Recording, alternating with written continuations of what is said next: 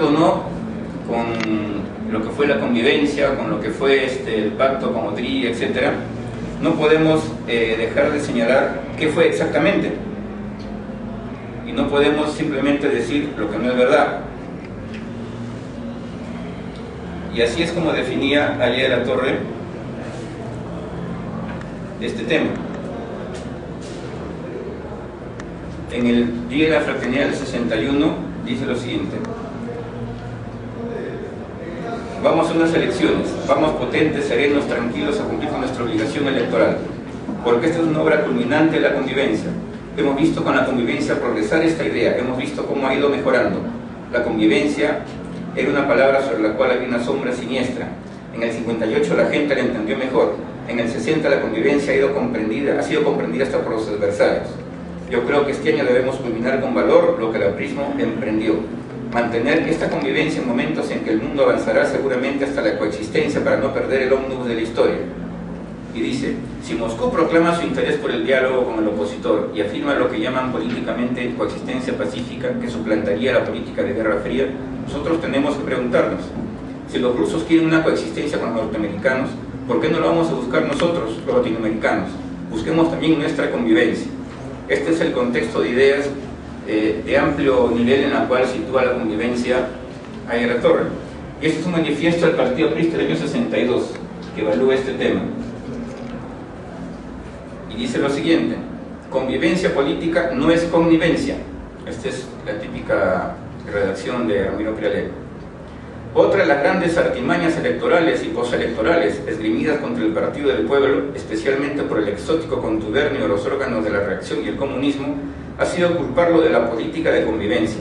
Conviene recordar al respecto que las elecciones de 1956 se realizaron bajo un régimen de fuerza discriminatorio que acababa de clausurar periódicos y apresar adversarios. Y es pertinente subrayar que los apristas solo podían elegir, pero no ser elegidos.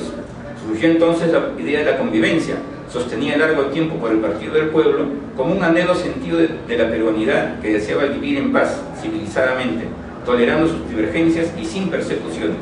La tranquilizadora y fraternal bandera de la convivencia fue alzada por todas las candidaturas de entonces, y el régimen triunfante la puso en práctica cuando el 18 de julio de 56 devolvió a los apristas su condición de ciudadanos completos y el ejercicio pleno de sus libertades. Por desgracia, muchos de los que prometieron convivencia en el 56 lo olvidaron y prontamente tergiversaron su esencia y sus fines. La presentaron como una alianza entre el aprismo y el pradismo para el ejercicio conjunto del poder. Jamás existió cogobierno entre el movimiento democrático peruano y el Partido del Pueblo. Del mismo 28 de julio del 56, el partido definió claramente su actitud y su independencia. En el manifiesto del 24 de agosto del 58 afirmamos: hay que distinguir entre régimen y gobierno. En el régimen democrático o Estado de Derecho participan todos, unos desde el gobierno, otros desde la oposición, y otros, como el aprismo, desde una posición independiente y no comprometida. La fórmula del régimen es la convivencia democrática. Una y otra vez, el partido, en pronunciamientos constantes, ha denunciado la maniobra confusionista de las fuerzas prototalitarias que pretenden circunscribir la convivencia a un acuerdo, pacto o alianza entre el partido gobernante y el APRA. Esa tergiversación del sentido de la convivencia es maliciosa.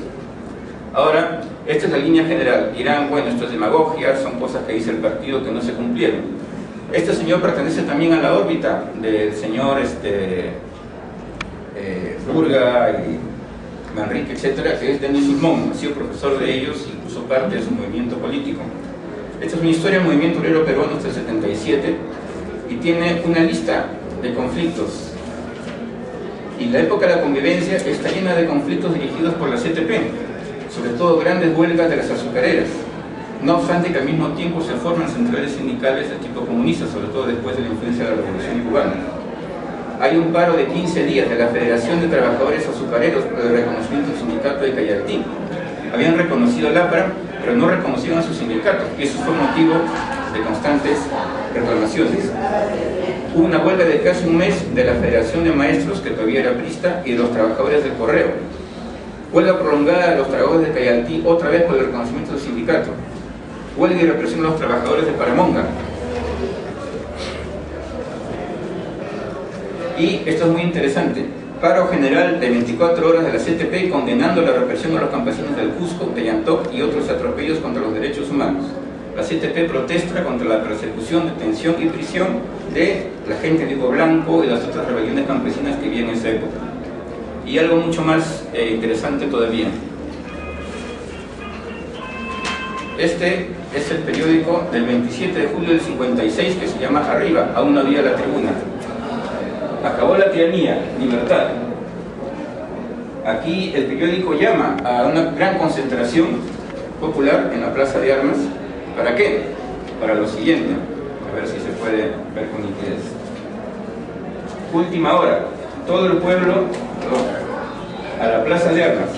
El 28 de julio a las 8 de la noche, el presidente Prado firmará ante la ciudadanía las siguientes leyes: legalización del aprismo, amnistía y derogatoria de otras leyes de excepción. ¡Viva la democracia!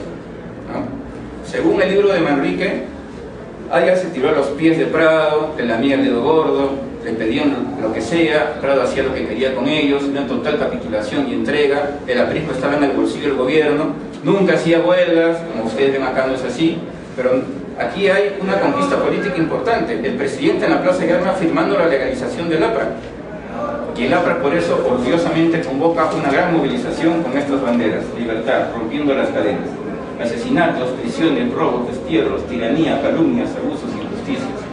Y acá hay un editorial muy importante que se llama Pueblo, ¿te acuerdas?, que define la línea exacta de la convivencia. Les leo un pedacito y con eso termino. Pueblo, ¿te acuerdas? ¿Te acuerdas cuando te arrojaron de la vida pública? Cuando te acorralaron y con las marionetas te taparon la boca y te ataron las manos. ¿Te acuerdas del mediodía del 3 de octubre del 48, cuando saltaron todos los periódicos que eran tus voceros? Cuando se apoderaron de la Tribuna, Chan Chan, El Callao, la Tribuna del Sur, La Voz Cusqueña y otros tantos órganos de prensa. ¿Te acuerdas cuando invadieron tu casa, la casa del pueblo, donde tú estudiabas, reías y rendías culto a la patria? ¿Te acuerdas? ¿Te acuerdas de las carcajadas de tus áulicos y de tus enemigos? ¿Te acuerdas de las palabras de un mentecato que dijo que tú flameabas el pañuelo blanco porque eras un cobarde? Pueblo, ¿te acuerdas de todo lo que pasaste y todo lo que tuviste que sufrir? ¿Te acuerdas cuando te sacaron de tu línea morada para torturarte y escupirte, para luego encerrarte como fiera en la cárcel, dejando a tus hijos y a tu mujer, derramando lágrimas y sudando miseria y dolor en el más cruel abandono? ¿Te acuerdas? ¿Te acuerdas cómo tus sindicatos fueron invadidos por las lunas y los parras, los serviles de las malas causas del Partido Comunista, adueñándose del patrimonio de tu voluntad y tus intereses? ¿Te acuerdas de lo que dijeron los grandes diarios? ¿Cómo ensalzaron el atropello de que eras víctima y cómo escarnecieron tu caída? ¿Te acuerdas cómo los improvisados y oportunistas se encaramaron en el Congreso? ¡Qué coincidencia! En los municipios y en los principales puestos públicos, y eran amos y señores de tu libertad, tu propiedad y tu seguridad. ¿Te acuerdas de sus plumíferos? ¿Te acuerdas cómo no podías hablar ni cantar? Que no podías ni siquiera mirar a los poderosos. ¿Te acuerdas de la masacre de Arequipa? ¿Te acuerdas del asesinato de Luis Negreiros y de otros héroes? ¿Te acuerdas de las veces que tuviste que ahogar tu llanto nacido de la indignación por el oprobio de que eras víctima? ¿Te acuerdas que te llamaron ladrón, asesino, cocainómano, narcotraficante? Es una acusación penal que se hizo contra ella Torre para no dar el derecho de asilo. Y otras cosas más, hiriendo a tu dignidad limpia e incalculada. ¿Te acuerdas? Claro que te acuerdas. No guardes rencor a nadie, pero no lo olvides, recuérdalo siempre, porque en todo lo que recuerdes está la afirmación de que tú tuviste razón y que no debe volver la tiranía a la patria y que todos los que sufrieron estos horribles años deben salir de las esferas del gobierno, porque tú no puedes permitir que con su presencia se haga escarnio de lo que ha padecido la patria. Pueblo, recuerda siempre lo que te hicieron y pelea tu libertad. El APRA y tu destino te lo piden. Estemos...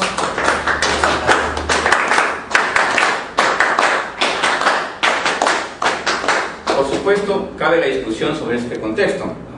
Quizás no estuvo bien esta alianza, no estuvo bien lo otro, pero ¿cuál es el punto cenital? ¿Cuál es el punto de equilibrio de toda esta historia? ¿Qué es lo que no entiende Manrique, que dice que no se entiende la vida del APRA? Es muy simple.